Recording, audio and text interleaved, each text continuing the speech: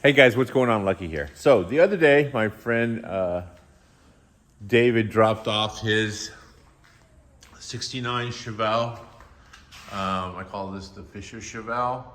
I've done a bunch of stuff to it, suspension upgrades, went from 14s to 15, but found the factory style wheel. So we can run a Willwood brake in the back. It's got Alden American coilover conversion. Coilover shocks actually all the way around. We got black ones because we don't want it to look too flashy or racy. POL sway bars, lower arms, upper arms.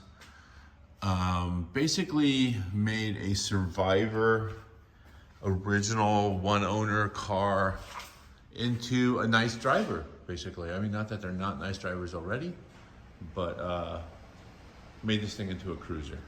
And that's exactly what it is. You can get in this thing, fire up the big block, put it in first gear, and take it for a spin. It's not a problem at all.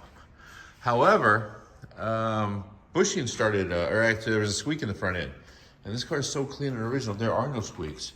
Ends up whatever the composite that these sway bar bushings are made out of became very brittle and just started falling apart. Some garbage. So, in addition to that, one of the bolts had pulled out of the frame. I have modified and re-tapped them to one size up. I think I had the wrong size bolts in it anyway, put a larger one in. And somebody had done this, and I asked him about it. And mind you, that was all underneath undercoating. And he says he remembered that his dad had taken it back to the dealer in the 70s, and they had done this. So I'm gonna make a little patch panel, put that in there, and weld it up. So that's what I'm doing. Oh yeah, yesterday also we put the original steering gearbox back in. He sent it to I forget the name of the company now, but had it completely rebuilt. I think I mentioned it in one of the other videos, but had it completely restored and rebuilt. And when they rebuild them, they don't do the outside, they leave the outside original, because a lot of people, they want the absolute original finish on stuff, and this is a Survivor car, so that's what it's got. Didn't want it painted looking all replaced, just wanted it to be original. That's what it is. So anyway, let me just cut up a piece of metal and weld it in there, and then we will doctor up some of those little grinds, because I don't know what they were doing. I know that when I took it apart, somebody had put a nut, because the sway bar bracket bolt is right there, but instead of tapping it larger, they had cut this out, put a bolt through, and then put a nut and a washer inside there, which isn't necessary. Either way, getting handled right now. Here we go.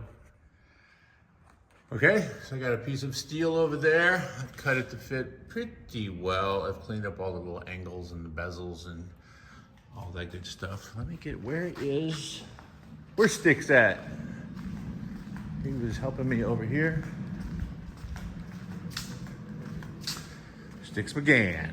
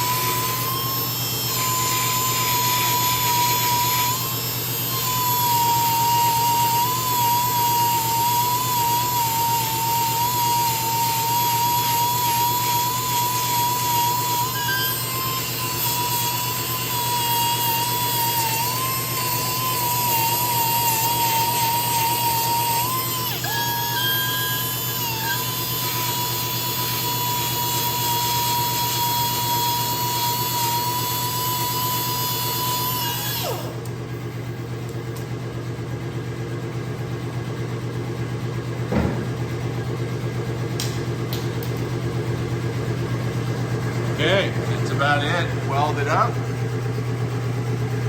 massaged around. There's not really a structural component, that's just purely aesthetic.